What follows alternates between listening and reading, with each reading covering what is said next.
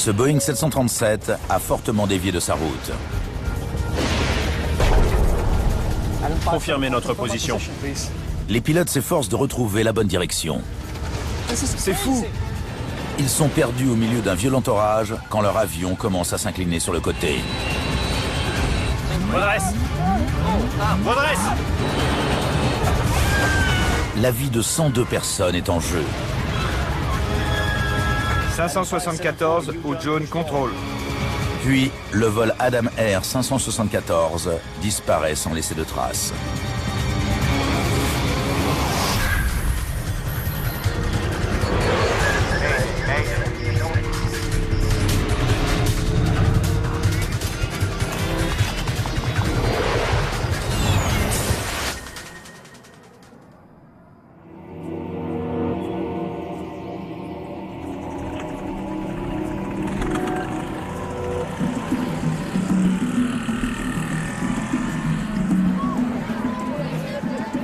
« 1er janvier 2007 à Surabaya, en Indonésie. Pour le Nouvel An, des fêtes sont organisées à travers tout le pays.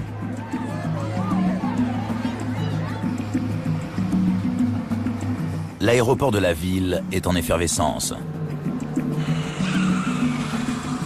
Et pas seulement à cause des vacances. Les compagnies à bas coût sont en plein essor dans le pays. Et beaucoup de gens profitent des tarifs qu'elles proposent. Pour l'Indonésien moyen, l'explosion des compagnies à bas coût signifiait qu'il était bien plus envisageable de se déplacer en avion. Parmi ces nouvelles venues, Adam Air. Bonjour, départ, Adam 574. Adam 574, contrôle sol, à vous. Adam Air était populaire parce qu'elle rafraîchissait l'image du secteur, avec des couleurs vives, des avions peints en orange tape à l'œil, des équipages vêtus d'uniformes voyants. Tout marchait bien pour eux.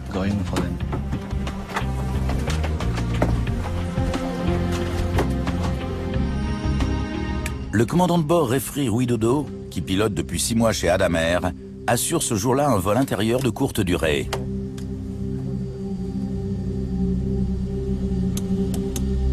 Yoga Susanto, son copilote, travaille pour la compagnie depuis presque 1 an et demi.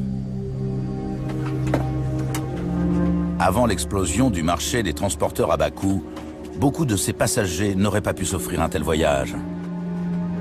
De plus en plus de gens pouvaient se payer le billet. Et ils ne s'intéressaient pas trop aux services proposés. Ils voulaient surtout aller d'un point A à un point B au tarif le plus intéressant possible.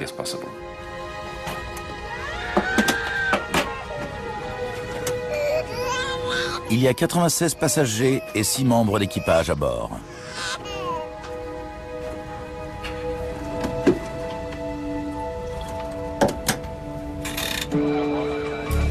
Les contrôleurs de l'aéroport jonglent entre de nombreux avions. Autorisé au décollage. 80 nœuds. Compris. V1. Rotation.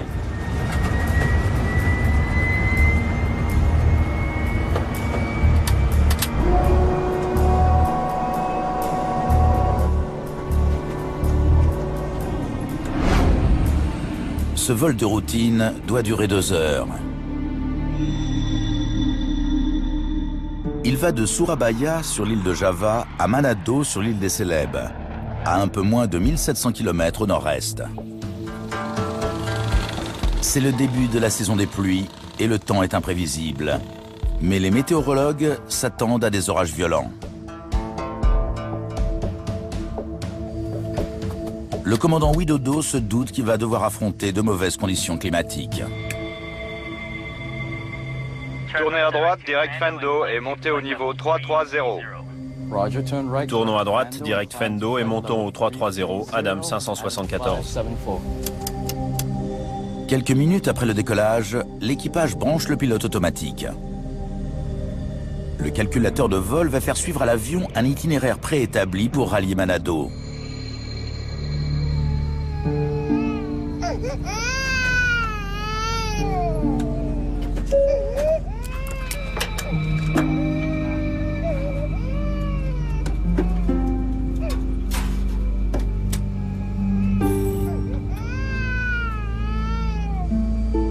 Passons au niveau de vol 220. Montons au 330. Reçu. Route directe Diola. Confirmé, route directe Diola, 574. Depuis le sol, les contrôleurs aériens suivent l'avion sur leur écran radar et lui confirment qu'il est sur la bonne route.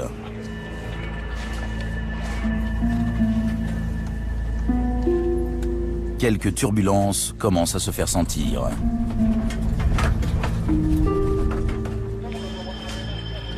Après moins d'une demi-heure de vol, les aiguilleurs du ciel remarquent quelque chose d'inhabituel. Où va Adamer? Mon Dieu, vers le nord. Le vol 574 a dévié de sa route et se dirige vers un violent orage.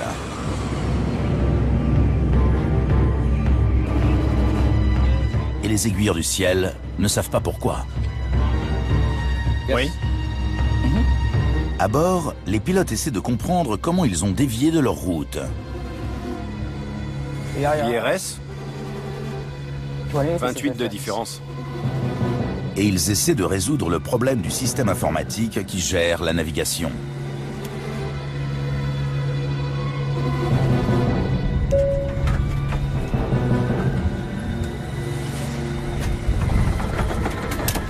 Votre attention s'il vous plaît, ici votre commandant de bord.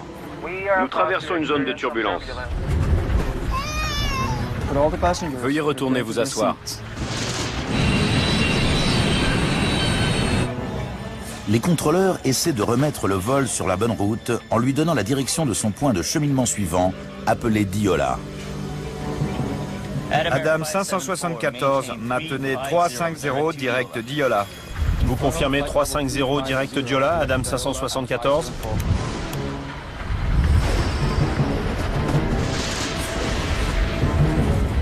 Mais pour rallier ce point de cheminement, l'avion doit traverser l'orage.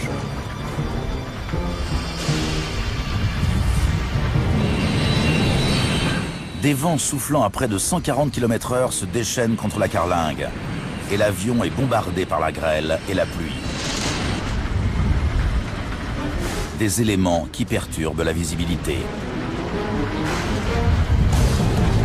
Mais les pilotes ne s'inquiètent pas seulement de la météo. Ils essaient toujours de comprendre le problème du système de navigation. Quel bazar! S'égarer au-dessus de l'océan est inquiétant. Parce que quand on perd ses instruments de navigation, ou la confiance qu'on a en eux, que peut-on faire? L'officier pilote de ligne, l'OPL, consulte le manuel de l'avion. On commence à voler n'importe comment. Le commandant ignore où il est, et il a besoin qu'on lui indique la direction à suivre. Confirme notre position. Confirmez notre position. Reçu Adam 574, 125 000 nautiques de Mike Kilo Sierra. Vous traversez le radial 307 de Mike Kilo Sierra. Mike Kilo Sierra, c'est pas bon. Et l'orage ne fait qu'empirer. C'est fou. On va se perdre si ça continue. Le commandant veut contrôler la navigation à la place du calculateur de vol. Mets l'IRS sur attitude.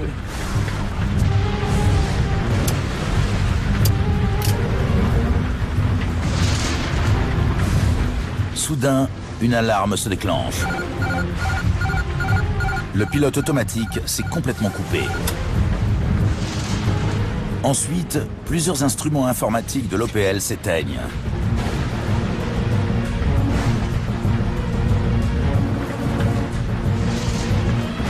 Et l'équipage ne remarque pas que l'avion est en train de s'incliner.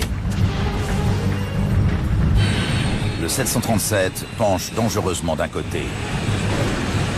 Entre ça. Inclinaison. Inclinaison. Inclinaison. Si l'inclinaison s'accentue encore, l'avion et les 200 personnes qui se trouvent à bord risquent de faire un plongeon mortel. Remets-le sur navigation. Remets-le sur navigation. Sur navigation. Le commandant de bord veut rebrancher le système de navigation du calculateur de vol. L'avion continue de s'incliner et il commence à piquer.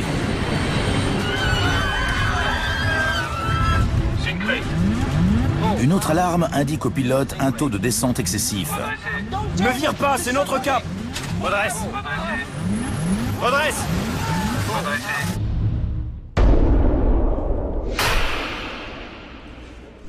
Adam 574, Ujun contrôle. Adam 574. Adam 574, contact radar perdu. Appelez Ujun Control sur le 128 décimal 1. De manière inexplicable, le vol 574 a disparu. La nouvelle se répand rapidement. Le gouvernement indonésien mobilise des équipes de recherche pour le retrouver. Le général en chef de l'armée de l'air, Edi Suyanto, coordonne leurs efforts. Le 1er janvier 2007, j'ai reçu une notification verbale de la part de l'adjoint du responsable des opérations aériennes de l'armée de l'air, m'indiquant qu'un avion d'Adam Air n'avait pas atterri à Manado. Le KMKT, l'équivalent indonésien du bureau d'enquête et d'analyse, est lui aussi alerté. Il est chargé de découvrir les raisons des accidents d'avion. France Winas est chargé de l'enquête concernant le vol 574. Les premières étapes lors d'un accident d'avion ou d'un incident grave consistent à réunir toutes les ressources disponibles et à mettre sur pied une équipe avant de se rendre sur les lieux. Avec le contrôle aérien, les équipes de recherche essaient de localiser le dernier emplacement connu de l'avion.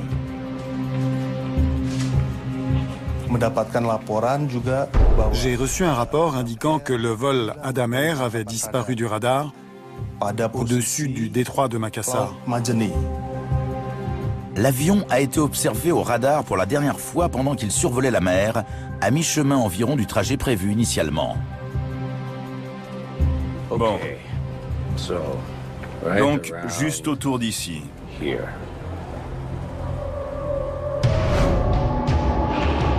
Mais l'avion a pu parcourir plusieurs centaines de kilomètres après avoir disparu des écrans.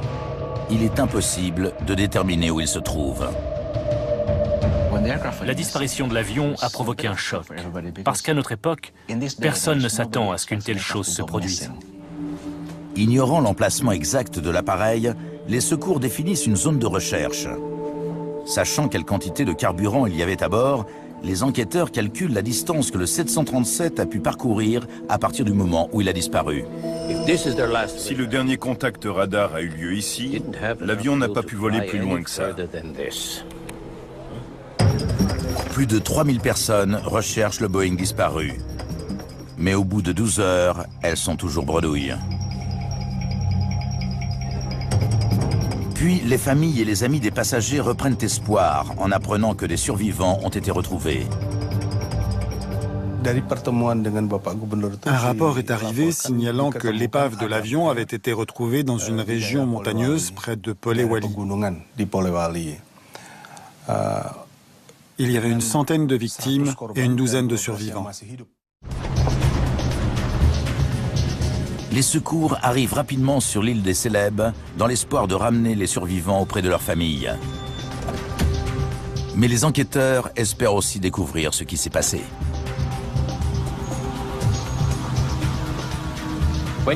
Quand on a appris que des gens auraient survécu à l'accident, les familles des passagers qui étaient dans un profond désarroi se sont dit qu'il y avait peut-être une chance qu'une épouse, un cousin, un mari ou un frère ait survécu.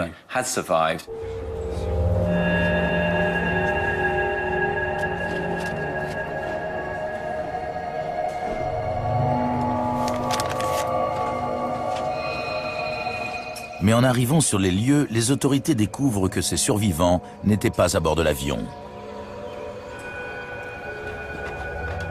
C'étaient les survivants d'un ferry, pas d'un avion. Victime d'une tempête, ce bateau a sombré non loin de l'endroit où le 737 est censé être tombé. Les secours se retrouvent donc à la case départ. Les gens avaient repris espoir. Ils s'étaient rués à Makassar. Ils avaient trouvé un moyen de se rendre auprès de l'épave pour découvrir qu'elle n'était pas là. Pour les familles, la déception est terrible.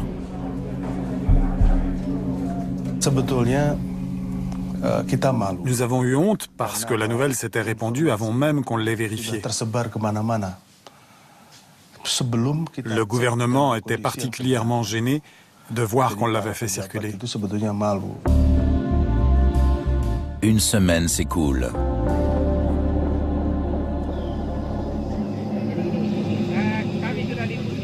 À chaque jour qui passe, les chances de retrouver des survivants s'amenuisent. On ne savait pas encore clairement où, comment et pourquoi l'avion était tombé.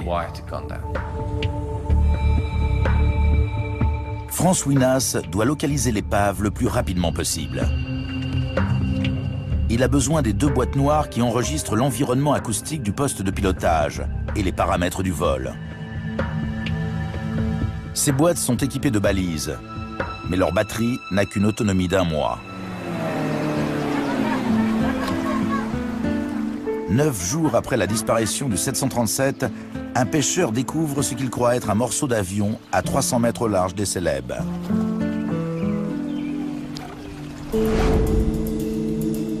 La pièce est expédiée jusqu'à une base de l'armée de l'air indonésienne pour analyse.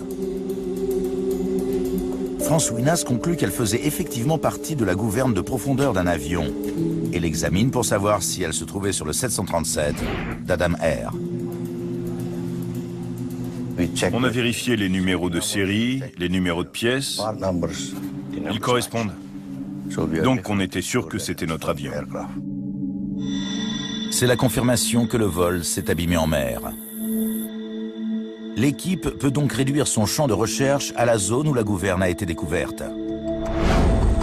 L'avion accidenté étant de marque américaine, le NTSB, l'équivalent américain du Bureau d'enquête et d'analyse, participe à l'enquête. Il envoie en Indonésie un spécialiste de la structure des avions, Clint Cruikshanks. On a commencé à travailler avec le KNKT sur les données radars, les transmissions du contrôle aérien, les données météorologiques, et on a réuni tout ça pour essayer de localiser l'avion. La zone à explorer étant profonde d'environ 2000 mètres, elle est inaccessible pour des plongeurs. C'était une profondeur bien supérieure à celle à laquelle on retrouve généralement des avions.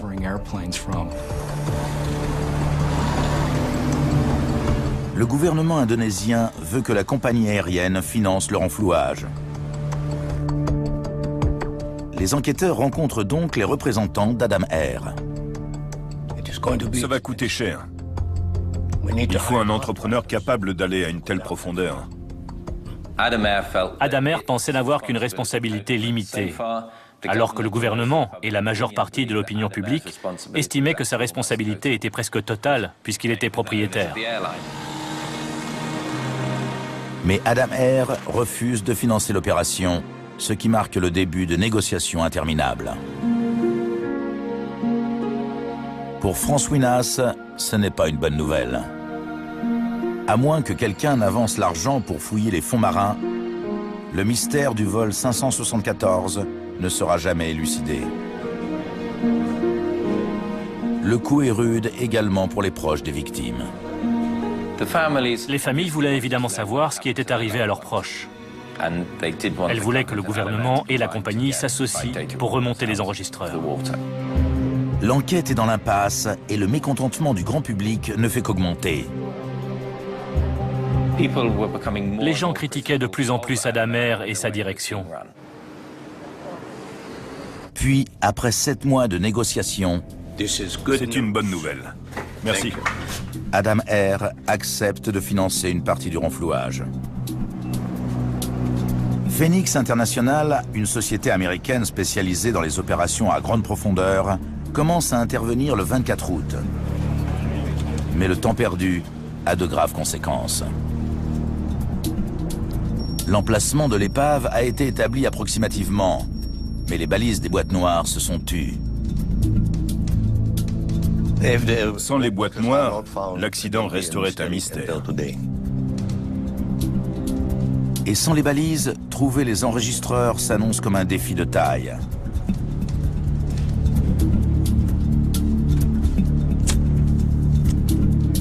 Qui plus est, Adam Hare n'a avancé de l'argent que pour une semaine de recherche. Si on ne trouvait rien en 7 jours, c'était fichu. Après avoir localisé des débris à l'aide d'un sonar, un sous-marin téléopéré est envoyé à la recherche des boîtes noires. Les enquêteurs découvrent alors l'épave. Cet avion est en miettes. L'état de l'avion illustre la violence du choc. Les petits fragments d'épave ne nous apprenaient rien quant à la raison de l'accident. Mais ils indiquaient que le Boeing avait heurté l'eau à très grande vitesse.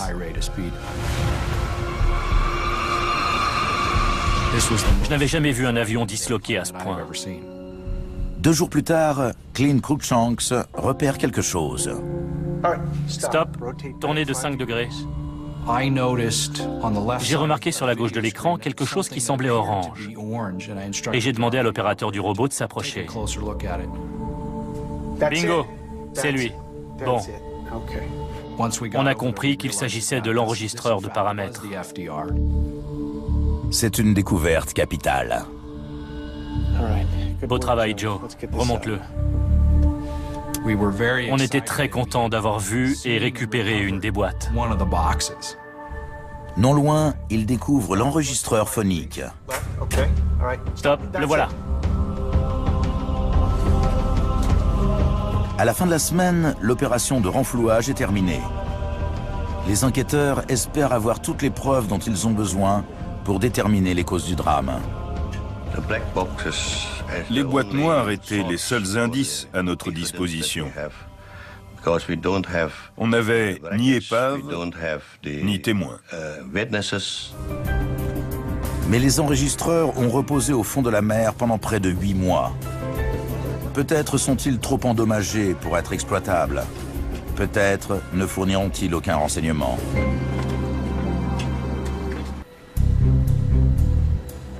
Les 2 boîtes noires sont envoyées à Washington. Le laboratoire du NTSB étant, selon les enquêteurs, le plus à même de récupérer d'éventuelles données.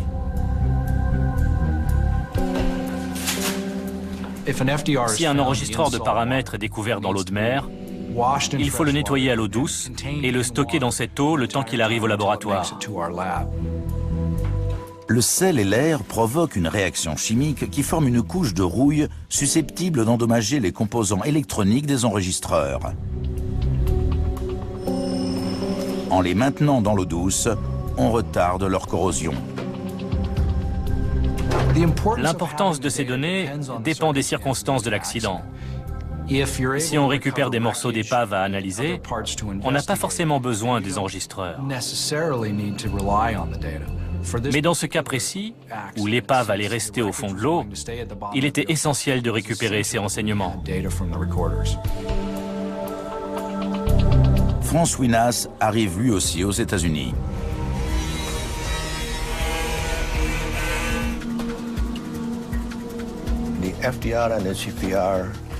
Les enregistreurs qui avaient été récupérés au fond de la mer étaient endommagés à 50 ou 60%.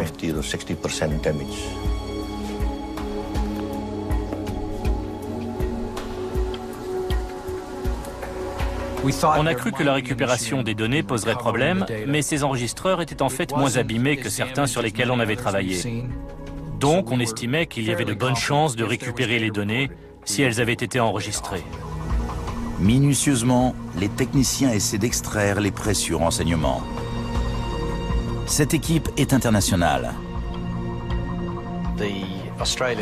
La TSB, le BEA australien, a été contacté pour apporter son aide. Il entretient d'excellentes relations avec son homologue américain et un de nos spécialistes des enregistreurs est donc allé aux États-Unis pour travailler avec le NTSB. Les composants électroniques qui contiennent les données sont soigneusement retirés et séchés.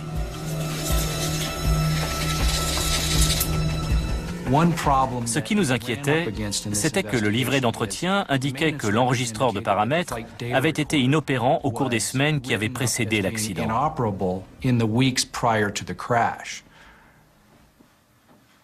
Ça nous inquiétait parce que la boîte noire qu'on avait remontée n'avait peut-être rien enregistré.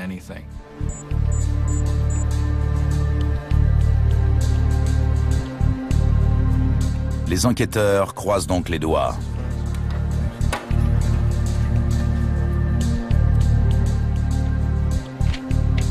On a tout. Tout y est.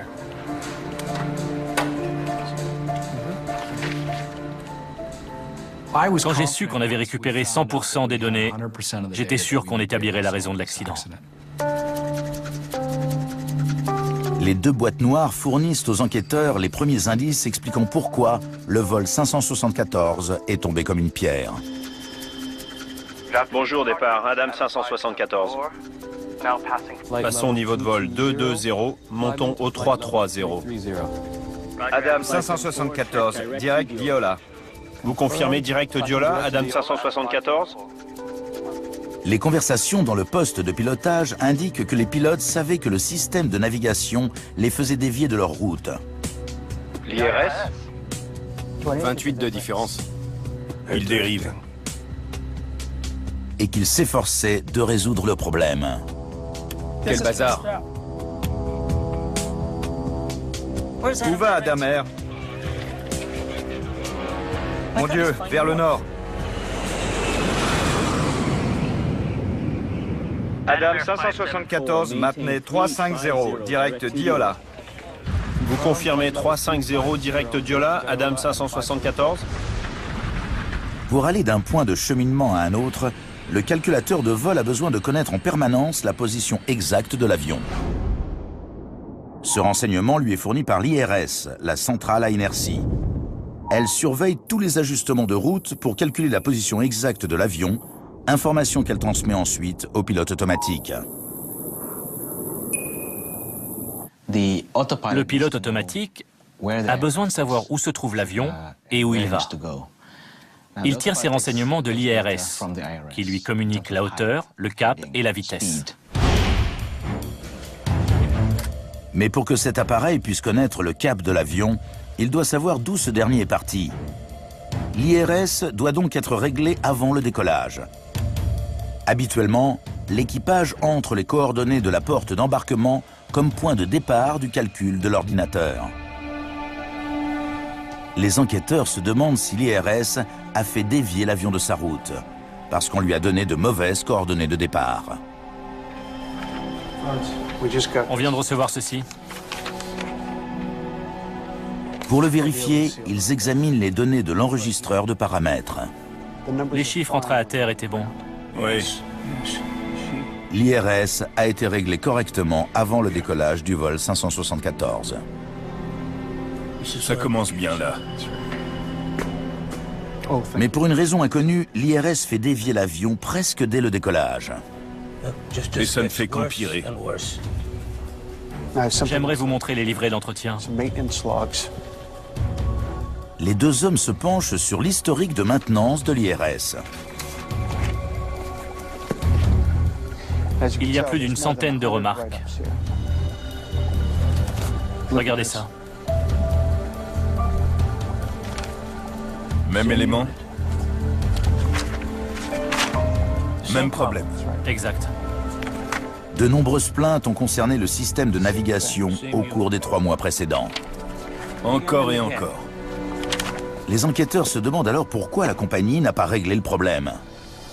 Dans le cas de cet avion, l'IRS aurait dû être retiré et envoyé à la maintenance pour réglage ou réparation.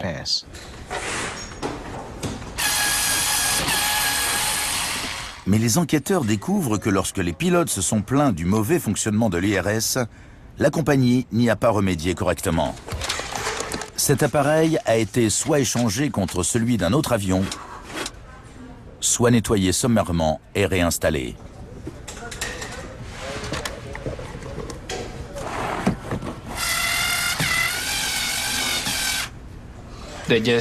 Les agents de maintenance l'ont simplement débranché et nettoyé avant de le remettre en place. Ensuite, ils ont fait quelques essais au sol qui se sont bien passés, comme l'indique le livret d'entretien.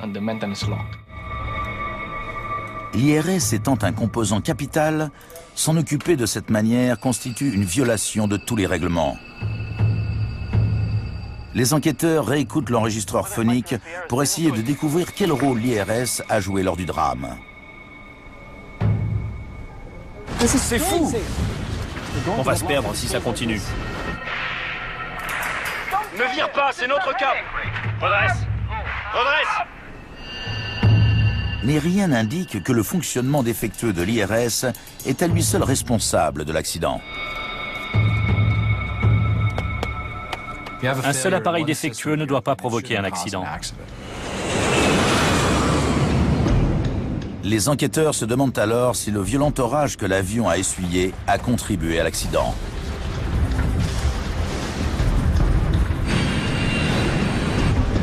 Quel bazar! Quel bazar!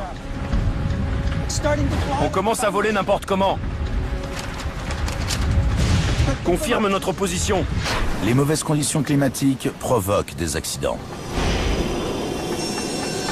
Elles peuvent occasionner des dégâts terribles et désorienter les pilotes. Ainsi, en 1977, un DC-9 de Southern Airways a traversé un violent orage près de New Hope, en Géorgie. Le moteur gauche s'est arrêté. La grêle s'est accumulée dans les moteurs qui ont fini par céder. Notre deuxième moteur s'arrête. Position de sécurité! L'avion s'abat sur la petite ville de New Hope. On dénombre 72 victimes.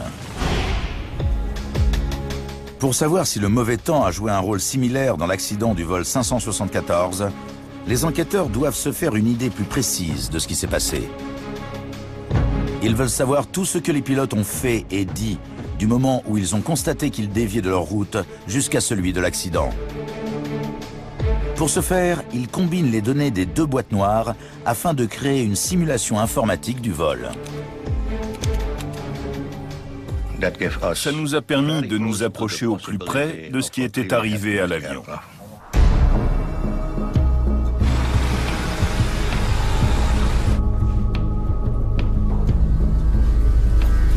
De retour à Jakarta, les enquêteurs étudient la simulation.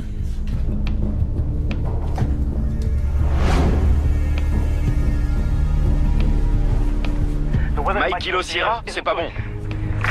C'est fou! On va se perdre si ça continue. Les enquêteurs constatent que pendant l'essentiel du vol, c'est l'ordinateur qui a piloté.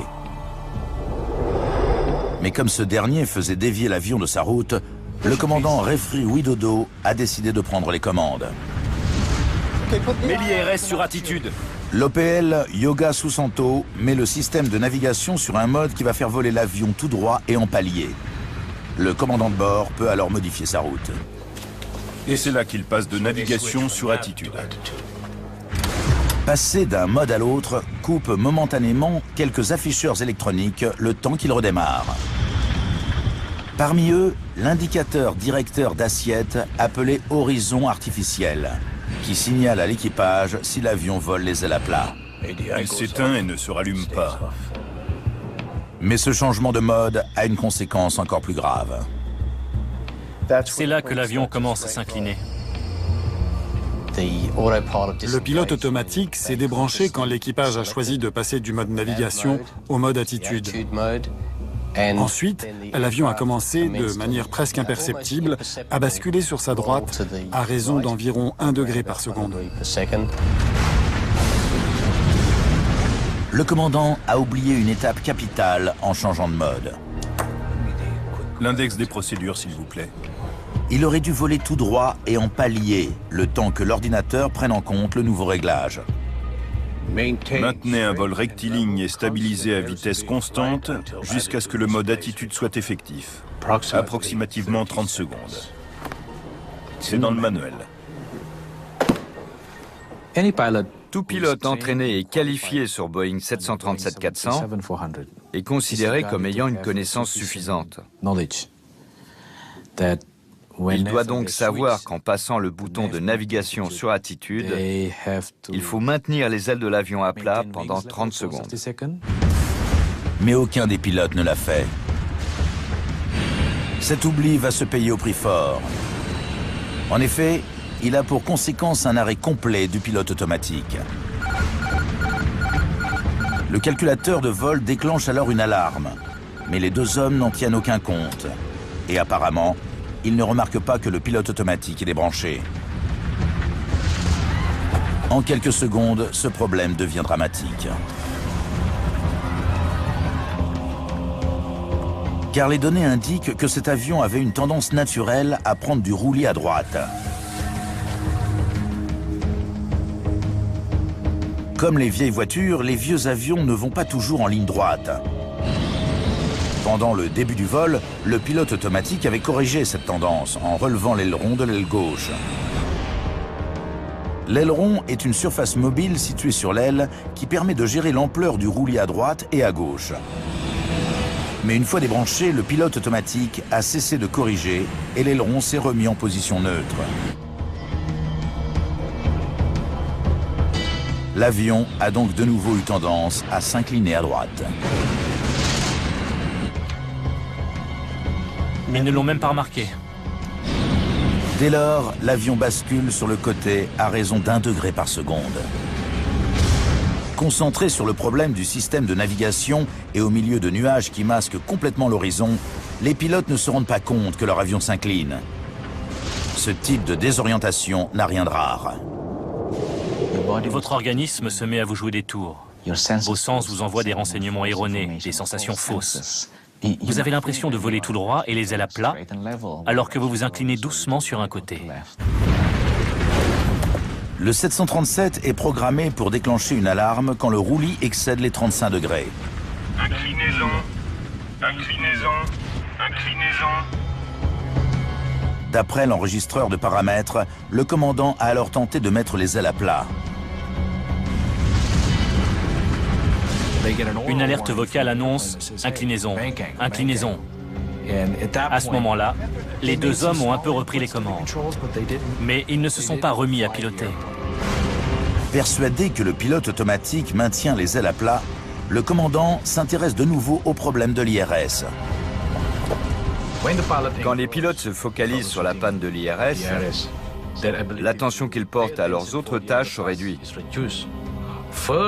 À partir de là, les anomalies de l'IRS deviennent la seule et unique priorité du moment. Généralement, un homme s'occupe du problème pendant que l'autre s'occupe de l'avion. Mais là, les deux essayaient de régler le problème. Ils étaient même tellement absorbés qu'ils n'ont jamais remarqué ce qui se passait. C'est notre cap. Redresse. Redresse. Et les enquêteurs constatent que lorsque Referee Widodo prend les commandes, il ne fait qu'aggraver la situation. Alors que le 737 était fortement incliné sur sa droite, le commandant aurait dû mettre les ailes à plat avant de redresser le nez, mais il a fait le contraire. Il a tiré sur son manche avant de remettre les ailes à plat, ce qui a lancé le 737 dans un plongeon en spirale.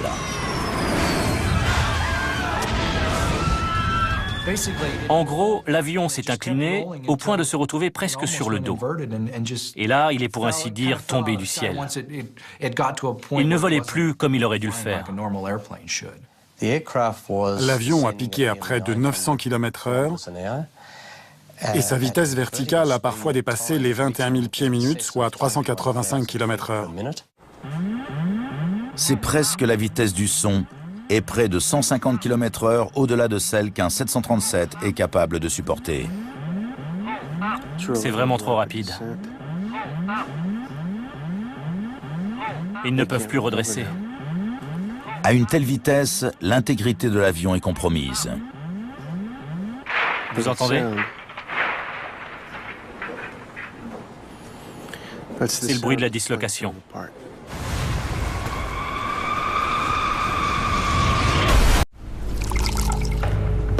Les boîtes noires ont permis de découvrir comment le vol 574 s'est écrasé. Mais elles soulèvent des questions cruciales. Les erreurs se sont enchaînées. Les pilotes ont eu amplement la possibilité et le temps de rectifier cette situation. Les enquêteurs parviennent à une conclusion inquiétante. Le seul problème technique se situait au niveau du système de navigation, qui à lui seul n'a pas conduit à l'accident. Les défaillances les plus graves ont été celles des pilotes. Mets l'IRS sur attitude.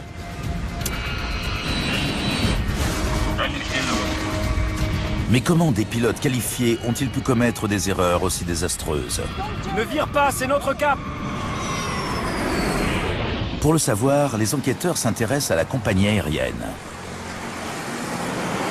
Ce travail va jeter le discrédit sur l'ensemble du secteur du transport aérien indonésien.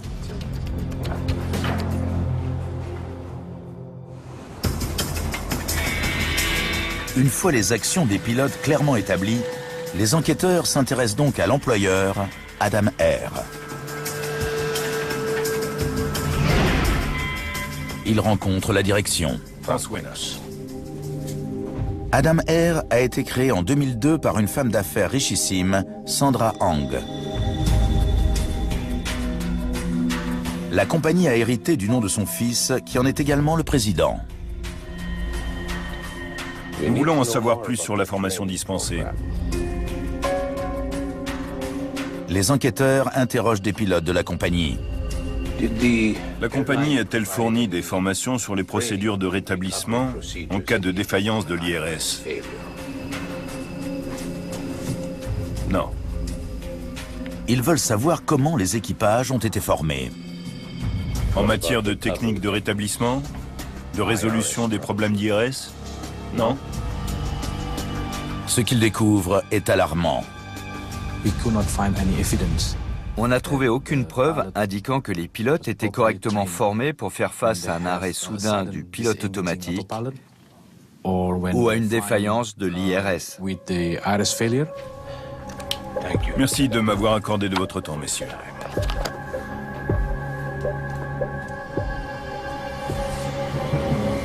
En creusant la question, les enquêteurs découvrent que les problèmes de sûreté sont légion.